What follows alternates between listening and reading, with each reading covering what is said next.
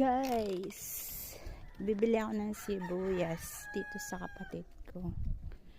Magluluto kasi ako ng sitaw.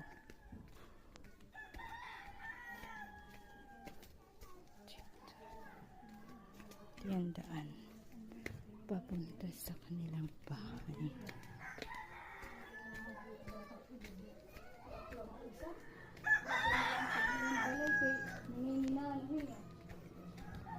Dito yung kapatid ko. Bibili ako sibuyas. Ito yung tindahan nila.